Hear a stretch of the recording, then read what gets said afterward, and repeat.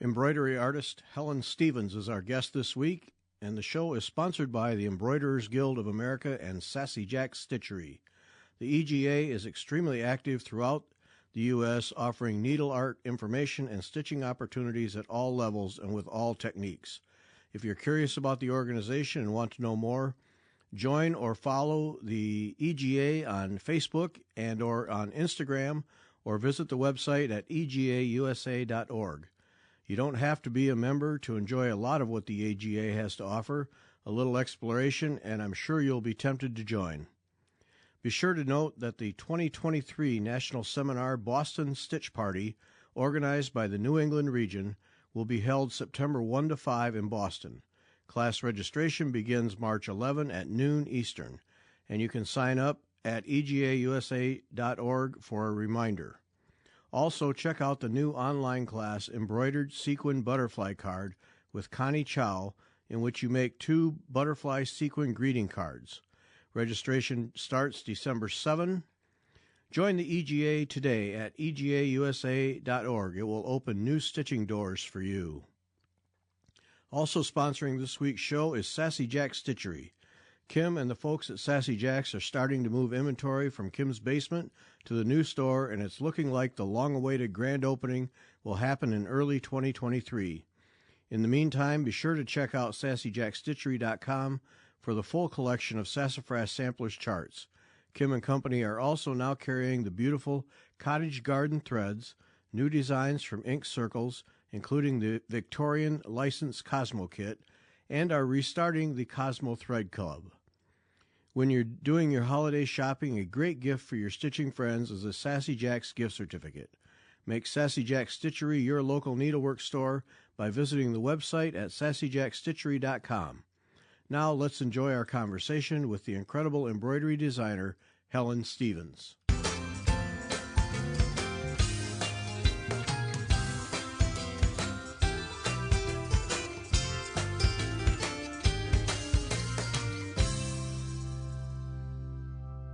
Welcome back. I'm Gary Parr. And I'm Beth Ellicott. And you're listening to Fiber Talk, the twice-weekly podcast for needlework artists. Our artist this week, Helen Stevens from Helen Stevens True Embroideries. Helen, welcome. Hi, thank you very much for inviting me. It's great to be with you. Now, the first time, I'm sure I've seen your work before, or had seen your work before, but the first time that I really became aware of you was the Inspirations magazine, the Flowers of the Sea design. Oh yes, yep. That was a few years ago now, but yes, I've been working with Inspirations almost 20 years now, off and on. And in fact, oddly, earlier on today, I was talking with the editor about us doing some project to actually celebrate the fact that the 20 years anniversary is coming up in due course. Yep, you need to celebrate that. Well, I'll tell you why this one stood out. Before we did Fiber Talk, I used to keep marine aquariums and grow coral. And we had a podcast where we talked about all that hobby.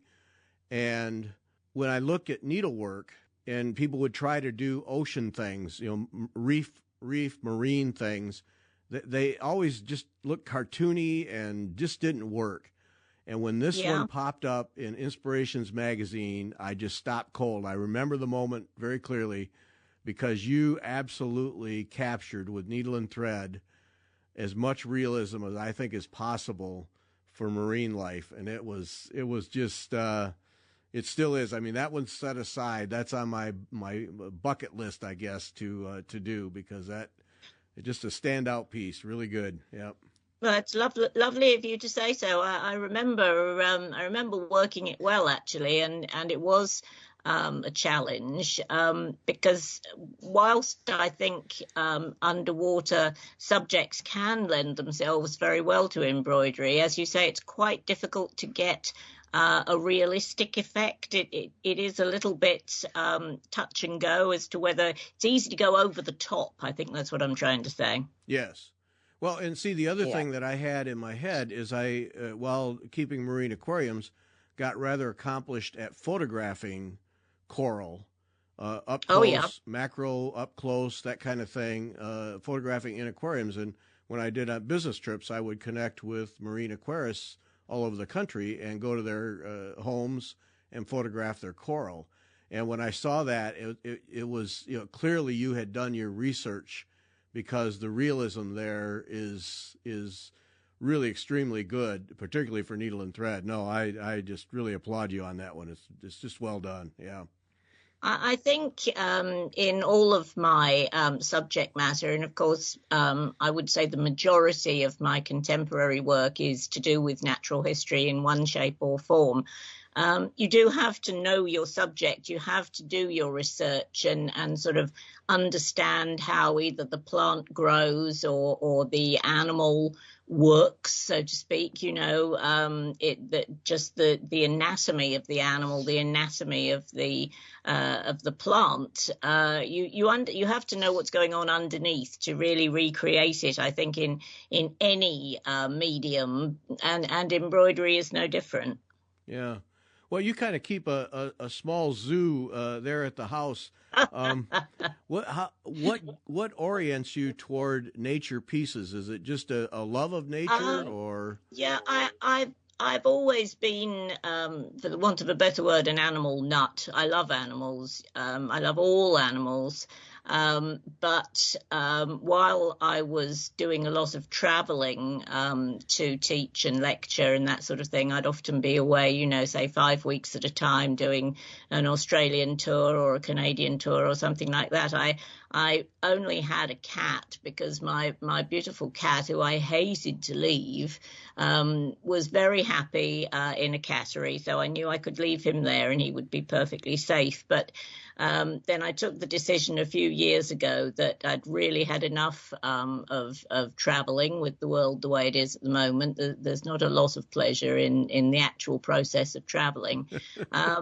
So I found myself with the ability to build up an animal family. And the first edition was the poodle, Mitty. Little black toy poodle, which was something I had always wanted. Of course, my original pussycat had passed away by then. So Mitty was, in fact, in solitary splendor to begin with. Next came my cat that I have now, who's special needs. He was a rescue cat. He suffers from a condition which limits his ability to walk and run. But he doesn't realize he's special. Then I had 2 rescue chinchillas. They again were rescue. A parrot who needed a good home. And most recently, 2 special needs budgies. So you do have quite the menagerie there. Yeah. I like to think I'm giving all of them the best lives they can possibly have. Special needs parrots and cat. Yeah, you can't just have normal animals. Got to have a. No. No, I'm an embroiderer. We don't do normal. I got to know, because I've always wanted to own a parrot. I'm just not sure I can commit to the longevity. What flavor parrot do you have? Oh, he's a conure. He's a fairly small fellow. With a following wind, they go on about 30, 35 years. So it's not one of these sort of 90-year-old issues. But he's a very pretty. He's green and yellow and pink. And you may well hear him squawking in the background at some stage. Okay, well, we'll take that. We're quite used to Beth's cat joining in the podcast, so not a problem. Oh, bless. Right. He's sitting here. He's very happy. He's sitting on a blanket in the sun. He knows I'm here, so he's happy. So that's it. Yeah, that's the way it goes. So how does embroidery enter your life? Well, when I was a child, my father was in the RAF, and in fact, we were in the States for 3 years during the 60s. And I remember very distinctly, I was quite a small child, being bored one day, not knowing, what to do with myself. I think it was during a move. And my dad, actually, from somewhere, found a great big sort of skein of tangled wool, and he showed me how to make it into a beautiful round ball, which I think was something he'd learnt from his mum. And really, from that moment, I think, thread just fascinated me. So beginning, obviously, from just handling the thread when I was very small, I then found that of the many disciplines that one can go towards when one's working in textiles, it was embroidery or work with a needle to decorate something that appealed to me. I started out, like I suppose a lot of youngsters do, with the little kits that you could and still can buy, but it wasn't very long before I realized that I could actually make my own designs, from sketching. Although in later years, I never had an art training. I haven't had an art training or indeed a textile training. Everything has come to me without actual qualifications. One of those people. I'm so jealous that it's just in the genes. Yeah. It's just in the genes. Yeah. And so I started creating my own, but it was still just very much a hobby. All the time I was going through school, it kind of never really occurred to me or my parents that, I could make a life out of it. When I left school, I didn't know what I wanted to do. I took a secretarial training. I was a secretary for 5 years, and then I just could not stand doing the 9 to 5 anymore. And the only other thing I was good at was embroidery. So basically, with the confidence that you only have when you're in your early 20s, I just gave up the day job and said, right, this is what I'm going to do now. And I did it. So you didn't have any art training? No, I did in what in the UK in those days we called O-level art, which is just sort of the very basic. You take the O-level exam, I think at like 14. But it wasn't. It was. I never took it seriously. It was something, and when I did decide to give up the day job, you can probably hear the parrot in the background now. When I did give up the day job and decided to be an embroideress full time, I at least had a background of working in business, so that I was able to run my studio, run my business under my own steam. I think a lot of people, perhaps if they've been to university, got a degree in art or in textile or whatever, they come out the other end with knowledge of that, but without a knowledge of how the actual world works, the big bad world of business. And I've never regretted having that secretarial and office experience because it set me in very good stead from the beginning. Yeah, I think that that particular situation has been the demise of many needlework businesses, where you take that hobby and you say, hey, I could make money at it, and I could make this my business and give up the job. But it's the inability to do the business side that just trips too many people up. Yeah, you're so right, Gary. And of course, also, we're talking about 1981. That sounds a scary length of time ago, and it is. And I was very young, and I was determined to work art embroidery as opposed to going down what would have been actually an easier route to apply embroidery in a sort of craft medium. Everybody always wants cushion covers and, that kind of thing. But I was determined that it was going to be art, full stop, something that you hung on your wall, something you looked at.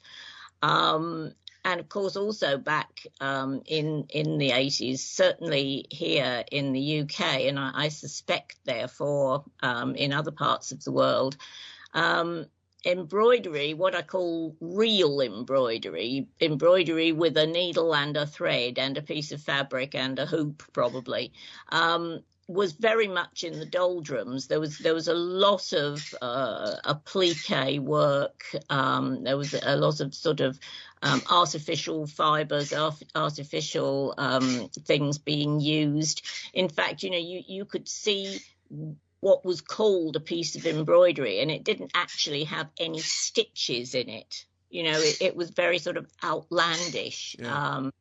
The traditional values of embroidery had sort of been bastardized, I think. It was probably a reaction. In all forms of history, things swing one way and then the other. And just at that time, the pendulum had swung very, very far away from traditional techniques and realistic techniques, and even the use of silk. It was very difficult to actually find real silk to work with, but I had a very lucky break with that, but that's another story.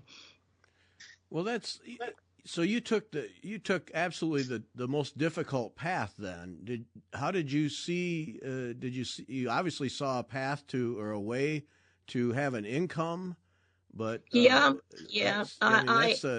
you talk about young and fearless. Yeah, ridiculously so. I could see that there was nothing on the market, and no specific artist that I was aware of that was working the type of work that I was beginning to make my speciality, which was the realistic depiction of nature. I mean, I've done other subjects as well, but that's what I always seem to come back to. I remember, very early on in my career, again, the arrogance of youth. I used to say, well, if you can paint something, you can embroider it. It's not going to look like a painting and it's not going to look like a photograph, but it's not, it doesn't intend to be. It's an embroidery, and embroidery in itself has its own charms, So I would never be daunted in those days. In fact, I don't think I still am by any subject matter, even if it wasn't natural history. I remember because when I first started, well, still to a large extent, major pieces of work were commissioned by a client. So they would ask me to embroider a subject that, they loved, that they wanted a picture of. And I would say yes, basically. And apart from the things that you would expect, like, flowers and animals and birds and butterflies, I would have somebody come along and say, can you do me a railway engine, a steam engine, or can you do me a sports car? And I would just say yes. With at that moment when I said yes, absolutely no idea how I was going to do it, but just certain that I could, because I had faith in the needle. You really can depict anything. Some things obviously lend themselves better to embroidery than other things. Again, depending on how realistic you want your finished piece to be. I mean, if you're going into the abstract or the impressionistic, you can get away with murder, so to speak. But if you really want to try and capture realism, as I was saying before, you have to understand your subject. And so I suppose I specialized in that which I loved because I was curious about it. I wanted to understand it. I liked doing the research. And so natural history was natural. Yeah. So do you do a lot of sketches before you start a piece? what I tend to do, if it's a commission, if somebody, for instance, comes along and says, I absolutely love red foxes, I would like a study of a red fox, and oh yes, my favourite flower is this, and could you have him peeping out of the long grasses? That's a picture they've got in their mind. They've seen my work, they know they like my work, and they know that's a subject they'd like, and then they will leave it to me to come up with a finished, what I call cartoon, which is just a very basic idea, an outline of what I'm going to do. I would show them that, and 99.9 times out of 100 people will say, yes, that's gorgeous, love it, and then it's at that stage that I will begin, if you like, to bring it to life by obviously starting to get the textures and the colours in. So I would, as I say, at the cartoon stage, do it from sketches, and then fine it up before I actually create my pattern that I'm going to transfer onto my background fabric. And then the fine details I don't transfer. I do most of that freehand, because any line that you transfer onto your background fabric may well be a thicker line than the detail that you're actually trying to achieve. So obviously that's going to defeat the object. So a lot of the very fine details do go on freehand. Yeah.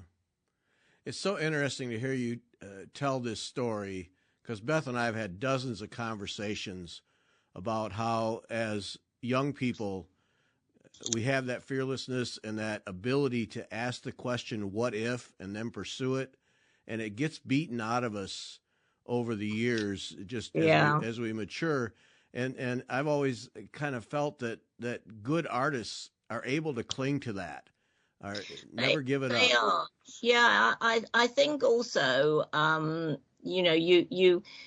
it's helpful, let's put it that way, if you have someone who believes in you, who gives you good advice and doesn't try to discourage you. My dad, bless him, who is sadly has not been with us for a long while now, he gave me a bit of advice when I really first started out, which I have since passed on to a lot of people. Who are starting a business, in particular, obviously in the textile side of things. But he knew that it was going to be a hard line to follow. But this was his advice. He said, you've got to give yourself 3 years before you really know whether you think you can make a success of this. He says, at the end of the first year, you've got to look down the tunnel. And if you see just a spot of light at the end of the tunnel, you keep going towards that spot. And at the end of the second year, you ought to be able to see the arch at the end of the tunnel with the light coming in, and you keep going towards that arch. And he said at the end of the third year, you ought to be able to walk out through the end of the tunnel into the sunlight. And I've always remembered that, and I've always passed it on, and it's a great piece of advice for anybody who's starting up something that is, really different and where it is going to be a battle to get people to take you seriously even. Yeah. Oh, that's terrific. Yeah. That is great advice. Yeah. Because then you can, I think people do, they don't see, they see the little light after the first year and they're like, okay, I'm giving up. It's just, they don't just give it enough time. Yeah. Right. Yeah. And I won't lie, during the first year, maybe a little longer than that, I was creating pieces of work which people loved, they liked them. And they were obviously different to anything that anybody else was creating. But I did not charge the prices for them that was really sensible, given the amount of hours that those pieces had taken. I mean, especially then, I didn't sew as quickly then as I do now 40 years later. But, probably I would have made more money going out scrubbing floors than I was actually making per hour stitching. Yeah. But, you know, Rome wasn't built in a day. You've got to, you know, get the hard yakka in before you can expect to start getting, you know, the accolades in. And so, you know, that's what I did. And I couldn't afford either advertising. I've hardly ever actually advertised anything that I've done or events that I've been taking part in because I couldn't afford it. Especially in those early days, it was way beyond anything I could afford. But I've always believed that, you know, a few lines of editorial in a magazine or a newspaper or whatever was worth half a page of paid advertisement, because people read editorial and it sinks in and they take it seriously. Whereas, you know, you can say anything you like in an advertisement, but, you know, and so, again, I guess because I had the business training, I knew, you know, how to get myself noticed by, you know, writers and as I say, magazines. And, you know, they would write an article about me of several pages, which would have been an absolute fortune in advertising, but you know, was just so valuable to me. And one of those articles back in the early 90s was in a magazine in the UK called Woman and Home. And it was a super article feature, lots of pictures of my work. And after that article was published, I was actually approached by 3 different publishers who were interested in commissioning me to write a book. And I chose the best, which turned out to be David and Charles, who a lot of your listeners, they'll know that publishing house. And I stayed with them, you know, for many, many years. 12 books later, you know, they still look after all my needlework publishing, or they have done, you know, up until now. Yeah, wow. and that's, you know, Beth actually has a friend who has, it sounds like the entire collection, and Beth's been perusing your books, and how lovely. now I have to buy some. Yeah. I might have to add one to my library, and I don't think my friend would appreciate if I just said, "Oh, what do you mean you loaned me that book?"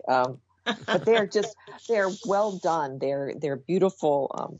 She has the hardcover copies. I don't know if they come in soft cover or not. I think, I mean, as I say, my first book, my first big book was I think it was 1992. That is The Embroiderer's Countryside, and came out in several editions, including a later one, which we called the Masterclass Edition, which has actually got projects in it for people to work. And that one is now, because obviously it went out of print for a while, being that long ago, but that one is now available. You know, back in print, so to speak. But for quite a few of my other ones, which aren't, you know, just in print at the moment, they're not difficult to find these days on Amazon and eBay and that sort of thing. It's the great thing with those particular platforms, you know, that it is much easier these days to find books which are no longer on the bookshelves than it used to be. Yeah. Right. Well, they're just so well done. And I was perusing them and looking at the detail, and the photos are gorgeous. And then you show sketches like, okay, this is my sketch. This is what I stitched. It just helps if, like, I think if you wanted to do your own design, even using your method, it would be a great jumping off point for people. Yeah, that was very much what I wanted to do. You know, make the give other people the confidence to work their own interpretation of things, rather than always giving them, you know, an exact design, a template, so to speak. And I've kept that going now throughout kind of all my classes. I used to encourage people to do that. And now that I have an online presence, and I do downloadable designs. Again, I always emphasize this. I always say, well, nothing here is set in stone. Interpret it in your own way. I never say that anything is wrong. I just say it's different. And if people want to swap around the elements in the different pictures, they can do that. They can make it their own. It doesn't have to be exactly the same as the way I worked it. In one of the writings, I think it was the author description in the UK Amazon, you say that you struggle to decide whether you're a writer or a needle artist, and that the books give you an outlet. Obviously you enjoy doing books? I mean, because that's a lot of work. Yes, it is a lot of work. I mean, the big books that I was writing for David and Charles, there's a lot of words in there. I'm trying to remember how many they are. I think it's 75,000 or something like that in those big books. But yeah, I mean, I do love writing. I love language. In fact, when I was at school, really, it was always English and history that were my two great loves. I mean, I didn't even think about art in those days. But English and, as I say, history were always my two great loves. And yes, I loved writing. I always did.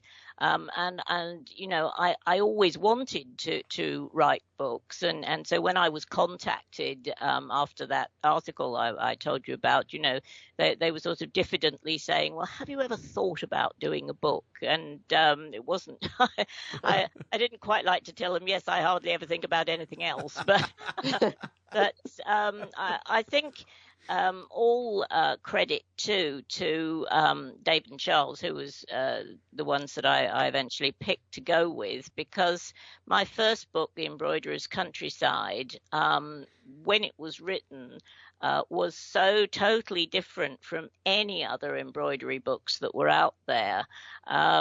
I said I wanted to write an embroidery book not just for embroiderers. And after it was published, I got feedback to say, yeah, that was exactly what, we had achieved, because many people, bought it, enjoyed it for its illustrations, and also enjoyed reading it, because what I tried to do was make it available, so to speak, to other people to read, and kind of hide away a lot of the technical stuff in a sort of sneaky way, so that you hardly realized you were reading it until after you'd read it, and then you were back to things which would interest not just embroiderers, because I would give a lot of the history about the subject that I was dealing with, and history about the stitches themselves, and the interaction between the two.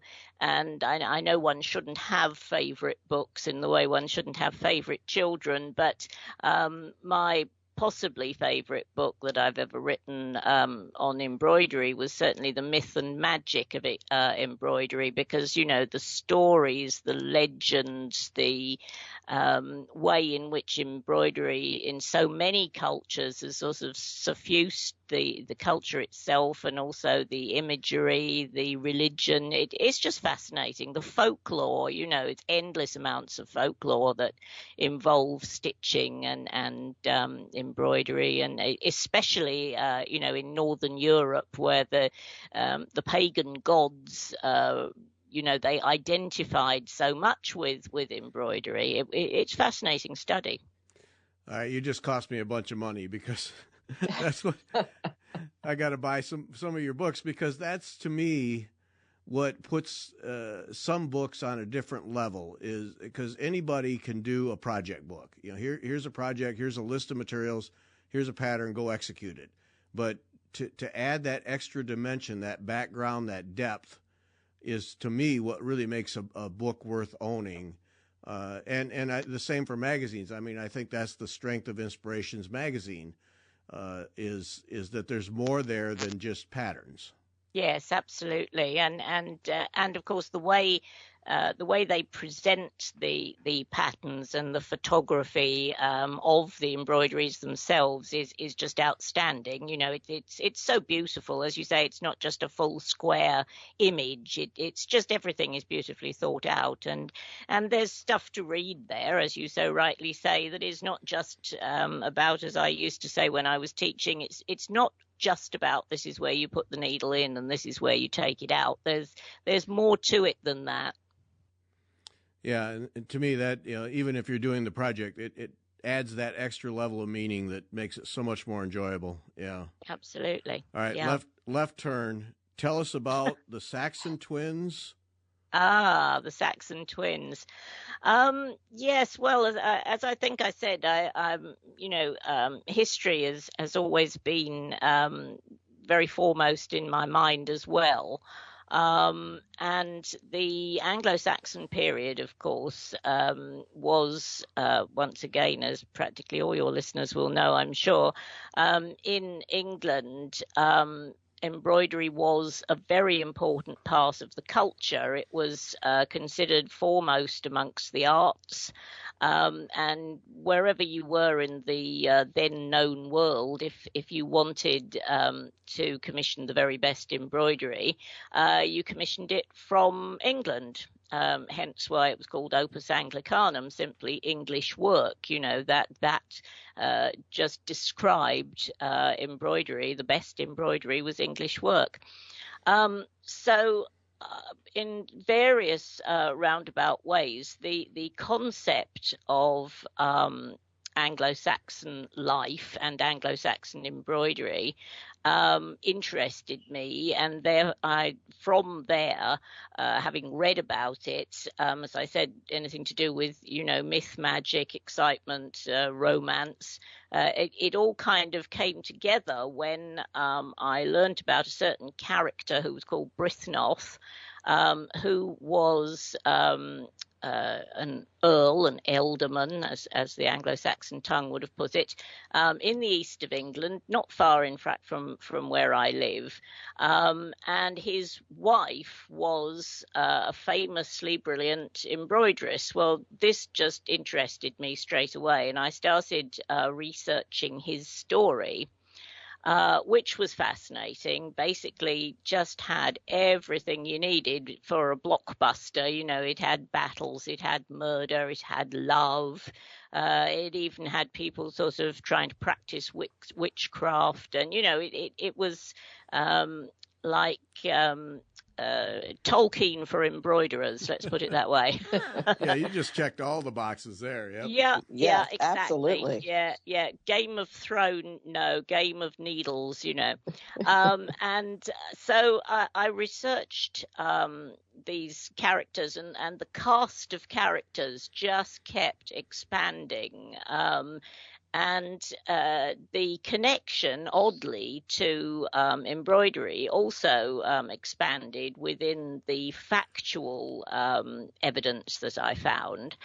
But of course, the Anglo-Saxon period and the part of it that we're talking about here, which is kind of the turn of the 9th and the 10th centuries, is over 1,000 years ago. So, of course, you know, the whole of history in that period is scattered with might have beens and what could have happened. And, you know, there's an awful lot that we don't know, although the framework is there. Obviously, the details aren't very often.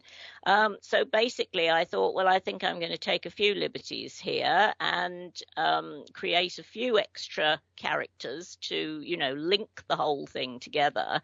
And so the idea of the Saxon twins was born. The twins themselves, one of whom is an embroideress, although she gets up to many other things as well. The other is a fighter, a soldier.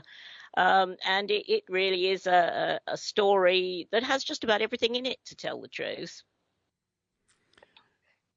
Yeah. Okay. Now I got to read that too. Okay. Yeah, you've got to read that too. Unfortunately for me, of course, we were due to publish just exactly, to the week when the pandemic hit, so to speak. We had, everything just shut down. We had, book signings and launches and things all laid on, but of course everything was cancelled. So basically, it was not the best time to try and launch a book. So I'm hoping that we can do a relaunch in the future sometime. And what I really need is an agent. If anybody out there knows a literary agent, just get them to get in touch. Well, and so is it just book one, or is there going to be more books? Because my family likes series, so that's it. Yeah. This is a fairly chunky read, I have to say. It's a big book, but yeah, it is part one. I did think it was going to be a single volume, but I discovered I'd only got halfway through the story that I wanted to tell, and it had turned into a very chunky read. So I decided to, as in all good stories, it finished on a high, but with some little teasers, for what's going to happen next. Excellent. All right. Well, I think we've encountered enough agents, even some in the UK, that we can put you in touch with one. Yeah. Oh, that'd be great. Yeah, I think so. Yeah. We've done shows on several books, so we'll fix you up. We'll get you. See, I was very lucky when David and Charles contacted me to write books for them, because I never had that situation of writing a book and then kind of hawking it around or needing an agent to find me a publisher. I was really lucky. I had a ready-made publisher waiting for the books, but of course David and Charles don't publish non-fiction or what passes for non-fiction, so I found myself a little bit high and dry. But anyway, we won't go into that too much. Does writing those books become an escape for you from your daily needlework, or is it just another thing to do? I don't need an escape from needlework. Okay. In fact, if something happens and I find for any reason I can't stitch for a few days, I begin to get very grumpy. It's something that even after all these years, the actual process of embroidering is still a huge pleasure. And relaxation, I just love it. And if I can't stitch for a while, I'm very miserable. Obviously, there are elements of work which are more work than delight. But that tends to be, the boring parts, like having to cope with accounts and do all those things that everybody has to do to look after a business and a studio and that sort of thing. But the actual process of stitching, I just love it. And I try and do a little bit every day, even if I'm really busy with other things. And if ever I don't want to stitch, that's when I'm seriously poorly. But the writing of the Saxon twins, it was a very different type of writing in a way to my other books, because the although it did involve a lot of research, obviously on the historical side, all of my embroidery books obviously do have a lot of illustrations and that sort of thing, which binds the text together in many ways. So this was something completely different, but I could always sort of lead myself back on track, really, by looking at the actual events of history, because that was my framework for the whole story. Although, there are elements which I've obviously had to second guess what actually happened, because, of course, the joy of reading Anglo-Saxon history in their own words, which we have in things like the Anglo-Saxon Chronicles, they would write down things which today we simply wouldn't believe, but they would write it down as if it was the actual truth, and they believed it. So they would say something like, a crucifix on the high altar spoke.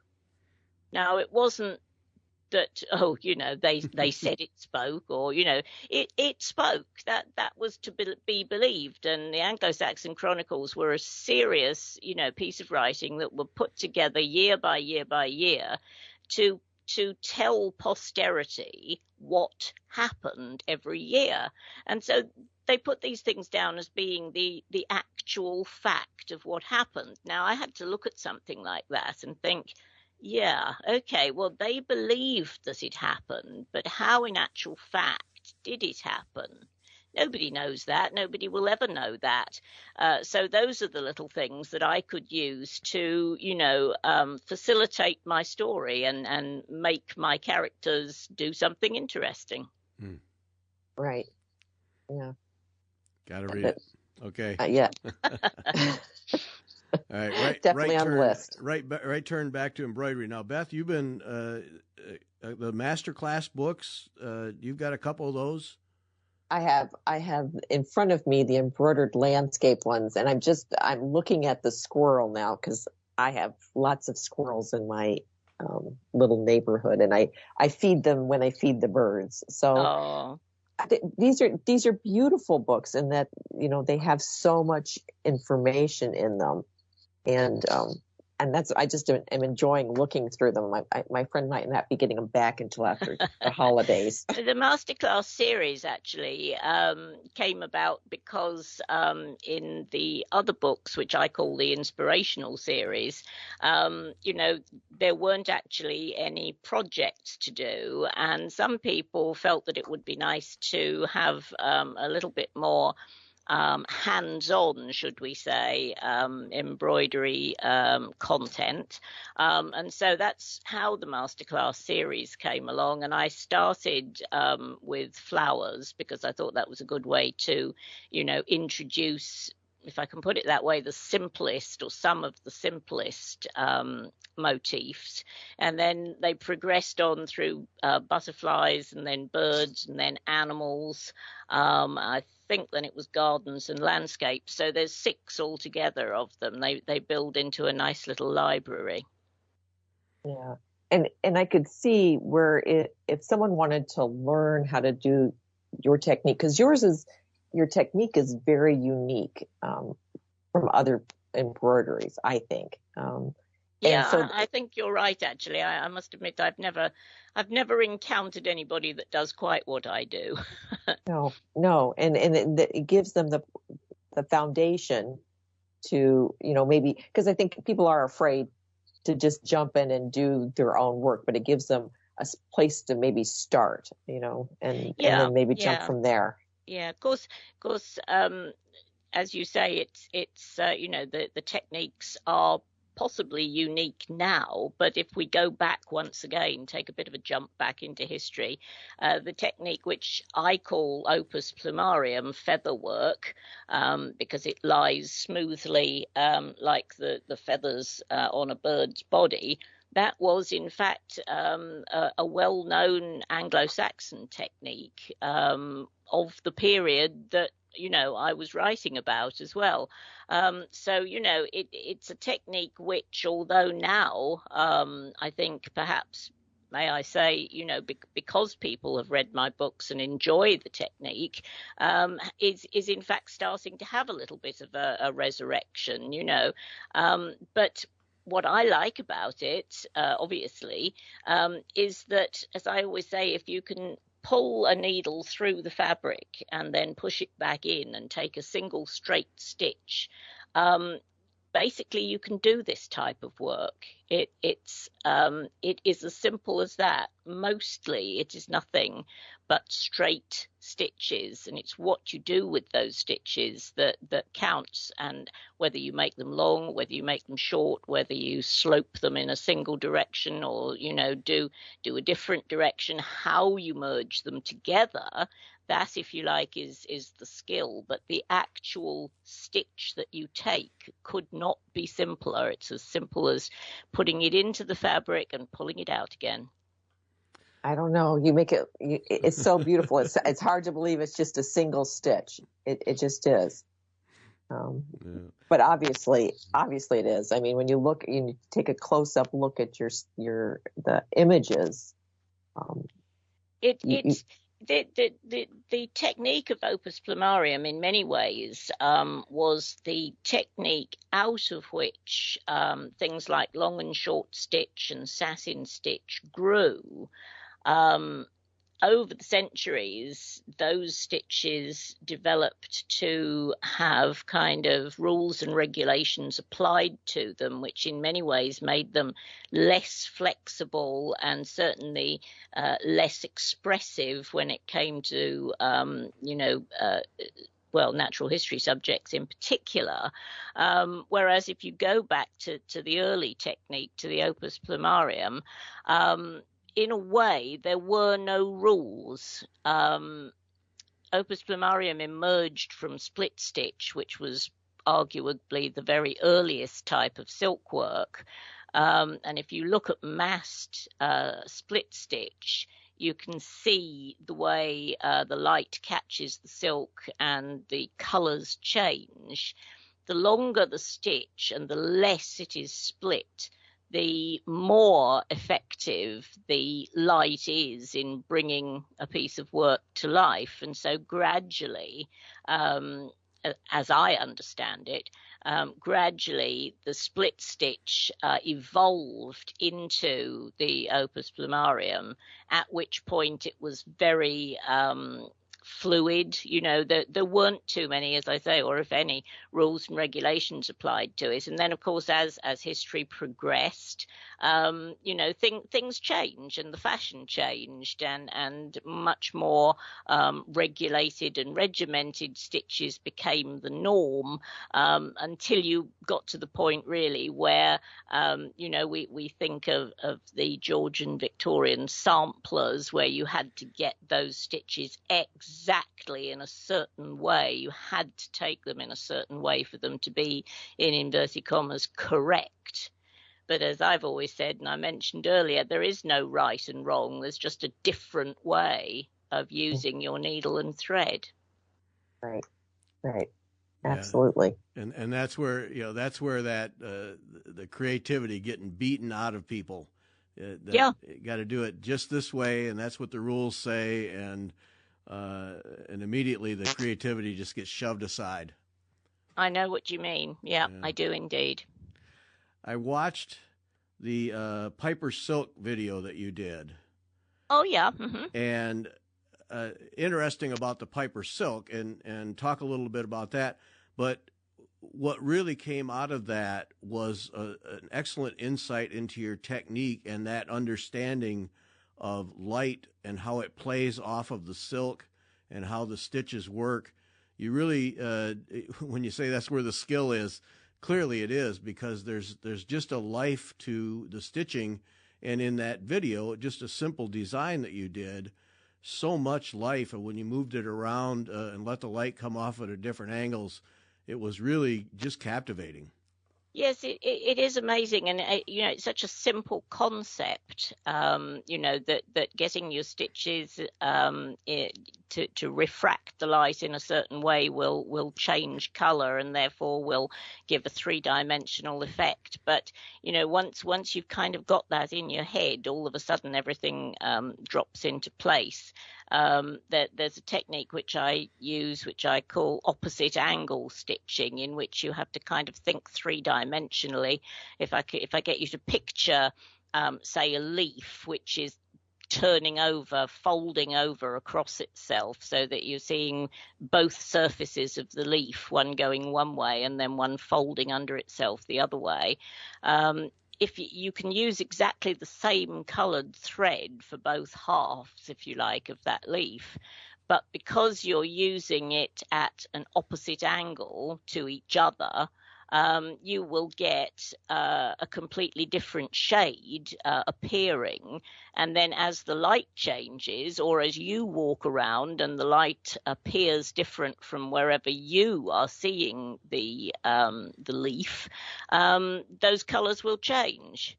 And after a while, you do begin to kind of think in this way. And I know from, having had countless students work these techniques over the years, that they will suddenly say, "Oh my God, I've got it!" The concept suddenly, the penny drops. And all of a sudden that's it, and they've got it. They've got the idea of the swinging of the stitches and that kind of thing. I mean, it does work in almost any thread that you happen to use. It works with good old stranded cotton, but best of all, of course, is the floss silk. Which is what I use, and you mentioned Piper's. I was very lucky to discover very early on, I think almost within a year or so of giving up the day job, during which period I was using stranded cotton, but I very soon wanted to use something like pure silk. And as I said, it wasn't readily available back in the early 80s. It seems strange to think that now, when there are so many, relatively so many producers, but it just was not to be had back then. Not easily anyway. And I was very lucky to discover that Piper's existed literally in the next little village, well, not village, the next town to where I was living, sort of about 15 miles away. Now, Sudbury in Suffolk, I'm in Bury St Edmunds in Suffolk. Sudbury was a centre of the silk trade for centuries. The Huguenots came over from the continent due to religious persecution and brought their silk looms and their weaving and indeed their silk with them. And many of them settled in and around Sudbury and Lavenham. So there was a basis of silk knowledge, so to speak, in those two towns. There was a gentleman called Mr. Piper who had worked for one of the big silk factories, silk weaving factories, for many years. And when he retired, he decided that he would continue privately to import beautiful silks and to spin them off into small amounts, small cops, which he could sell for embroiderers and lace makers, various different silk users. It was used also for fly tying for fishing. It's so fine and beautiful. And I now can't even remember how I discovered him. But he had all these beautiful silks, and he simply ran his little business out of the garage at the back of his house. Oh, my. I know. And I remember going round with my daddy, in fact, bless him, because he was one of my, he was so keen on everything that I was doing. And I told him, I've discovered this. Oh, he said, I'm coming with you. And he and Mr. Piper were pretty much of an age, they were retired gentlemen, and they hit it off extremely well. Mr. Piper had built, literally engineered from nothing, a machine to spin this incredibly fine silk off the huge copse of silk, which were, hundreds, thousands of meters long. They called them cheeses, those great huge copse of silk. And he had built this wonderful spinning machine. to spin them onto reasonable sized cops. Well, of course, he and my father, that was it. They were offered looking at these machines, and I was left basically to rummage amongst this treasure in the garage, box upon box of gorgeous silk. And after that, I virtually never looked back. Of course, it did my artwork a huge service. I mean, it leapt instantly from something which, the technique was good. Although, of course, in those days, my technique, I'd hardly even started exploring my technique. But, from going from something which was, oh, yeah, that's quite nice, to something, oh my gosh, look at the effect of that, and it was a huge step for me.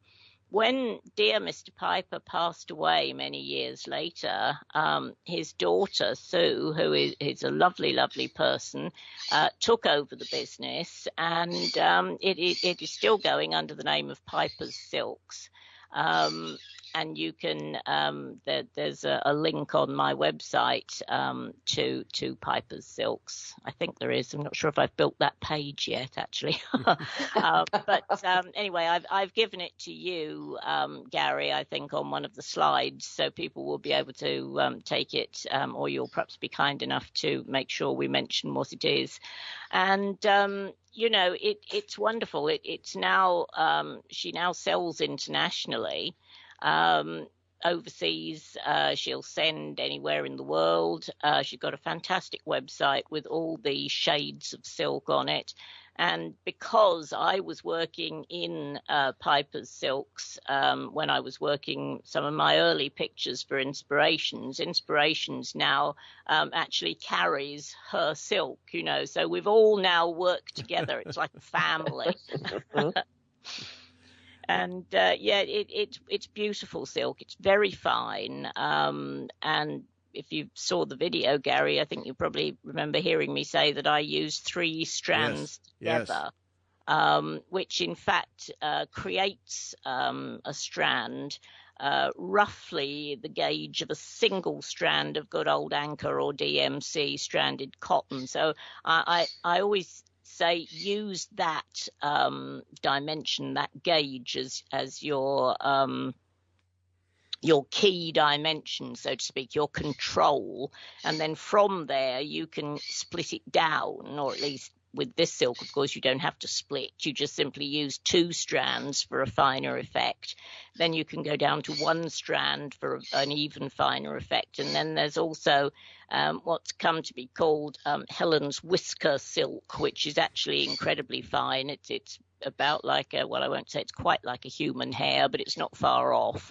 And so if you want to work things like, some of my subjects include spiders' webs and the antennae on butterflies and that sort of thing, you really can get down to absolute the minutiae of nature using some of those really, really fine ones.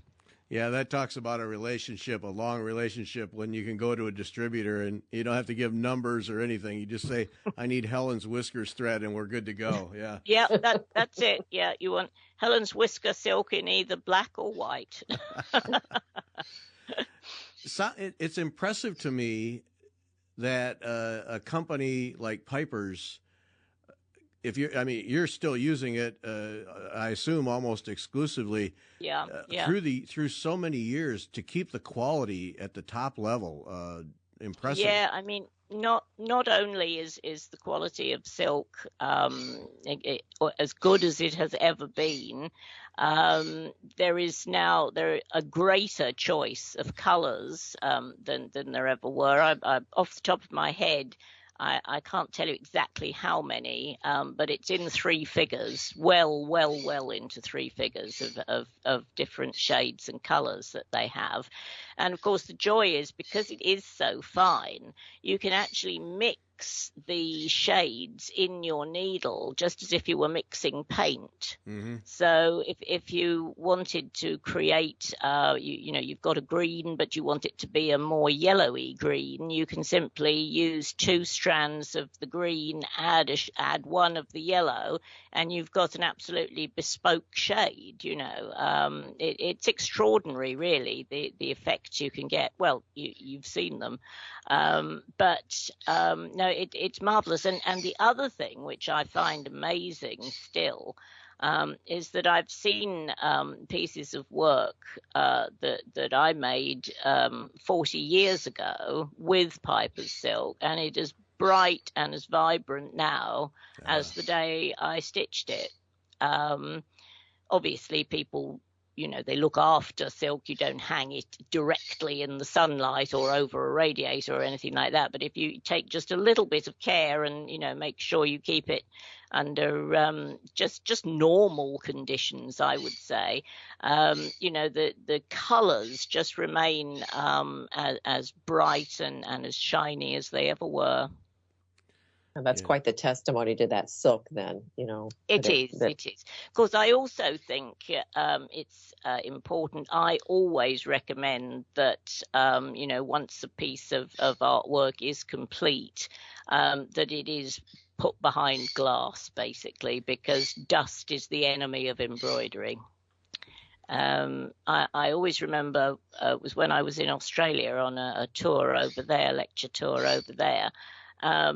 We went to see a collection of embroideries by a very well-known textile artist. I won't go into names, but very well-known, and her work was beautiful. It was a lot of insect subjects, big studies, sort of almost like murals, and very, very big, and almost three-dimensional in fact, not in effect, but in fact. I always remember hearing somebody say, I saw that particular piece at an exhibition 15 years ago, and it looked so much better then. It's dull now. Oh. And it was just, the accumulation of 15 years worth of dust. And I don't care how clean you keep your house. Dust attaches to textile. It's just a fact of life, So I always advise people with any textile, if it's flat enough, to get it behind glass, have a window mount in there so that your glass is not actually touching the silk, obviously, but get it safe, get it away, from the atmosphere. Before we run out of time, 20 years of contributions to Inspirations magazine. What a partnership. Wow. Yeah. Well, they're a great company to work with, and really looking forward. I've got a couple more projects for them in the pipeline at the moment, and it's great. But I mean, never mind 20 years. I can't believe that I've been stitching for so long, even before that. Where did those years go? Yeah. When they come to you for contribution, do they come to you, or do you just are you at a point now where you just offer them? They come to me.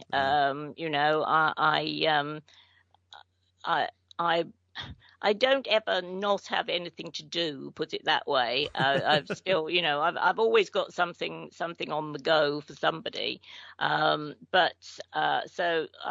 I don't think I've ever actually had to go out and hustle for work. No, they're like. Well, obviously they know how long it takes to create some pieces of work, and so they don't sort of say, can we have it in a couple of months' time? They obviously plan their issues 2 years ahead very often, so the deadline for actually getting work complete for them is usually, a very sensible distance away from when we start talking about it. Do we make an extra effort for them when a project comes up? I mean, do you feel a little extra pressure to?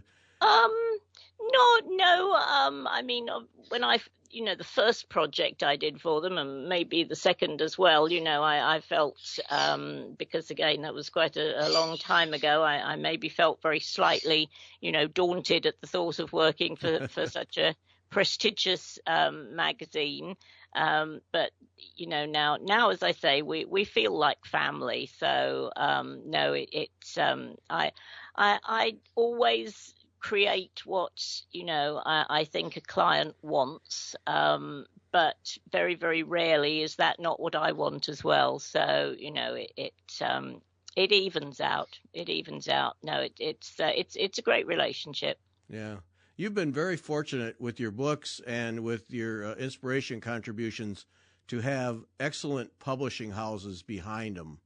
I think people don't appreciate how important that is. Yeah, you're absolutely right, and also I feel privileged that certainly when I was writing what I call my big books for David and Charles, it was in the era before a lot of digital photography and scanning.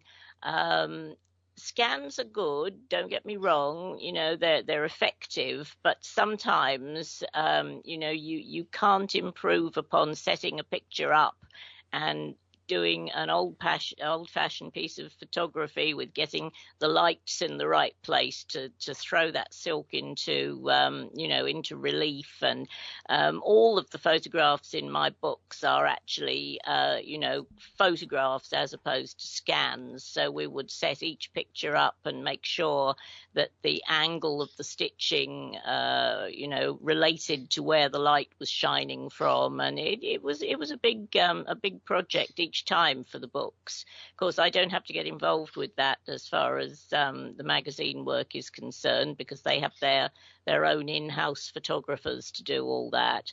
But you are right. I have been fortunate to work with, I think, the best. Yeah. So do you send your finished pieces then to Australia when they? Yeah, it's scary. It is scary. I was going to say we very nearly had a major disaster during the pandemic, when of course everything was, nothing was working as it should be, for obvious reasons, and I sent the picture, which actually is I think in the current issue at the moment. It's the picture that's in the Christmas issue of Inspirations, which is out at the moment, which is of a Australian Victoria crowned pigeon, beautiful big sort of gorgeous colourful bird, and it was a big embroidery, and of course, yes, it had to be packed up and sent over there.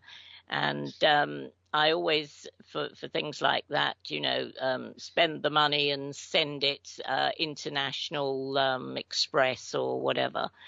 And, it should have been with them in I think it was 5 to 7 days. And it was 6 weeks later, and we were beginning to be a bit desperate, shall we say. But all's well that ends well anyway. And cut a long story short, they got it in the end. But that was a bit hairy that time. Ooh. Yes. Yeah. Yes. All right. Mailing anything now, Yeah, no, things are gradually getting back to normal now, thank goodness. But no, it was a difficult time, I think, for all of us during the pandemic, wasn't it? Yeah. All right, we need to wrap up, but to wrap up, we got to hear about your 2023 calendar. Is this an annual thing? Oh, well, yes. It has been for the last few years that I create 12 pictures, especially for a calendar. So they're pictures that haven't been seen anywhere else before, except I sometimes put a little sneaky detail on my Facebook page and that sort of thing. But basically, the pictures themselves are new. They haven't been published anywhere else. The 2023 calendar is available at the moment.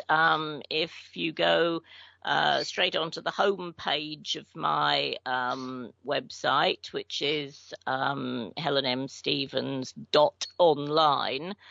You'll come onto the home page and you'll see that there's a place you can click through. Straight from there, it says calendar available now, and it will take you through and give you all the details. And yeah, quite a lot have already gone out.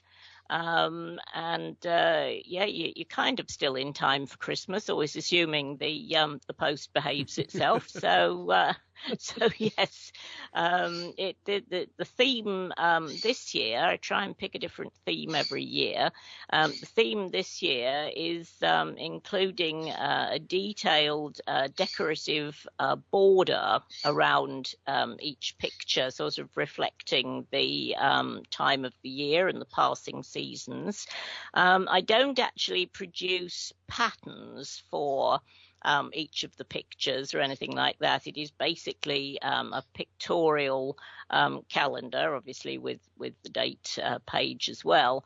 But I do always say if people want to trace off any part of the calendar and make their own template like that, then, I'm perfectly happy for them to do so.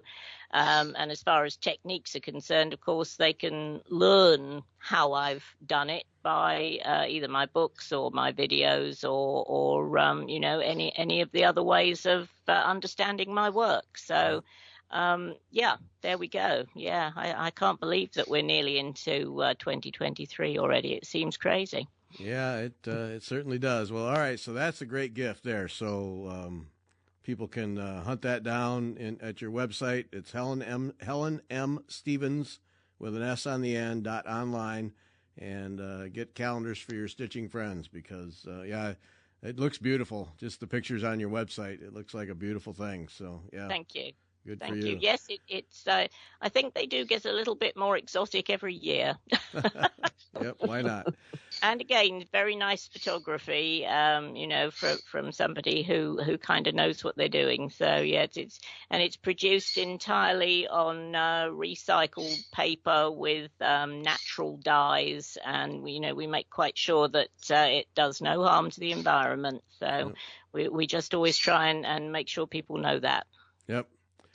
Helen, an absolute treat talking with you. Thanks so much for making the time. Really fun. Lovely. I've really enjoyed it, Gary, and nice to chat to you, Beth, as well. Yeah, thank you so much for the time. It has been wonderful. Yep. Thank you so much. And we got Gary to spend some money, which is always fun. Oh, that's always good. Yeah. All right. Thanks, Helen, and thanks to everyone for listening.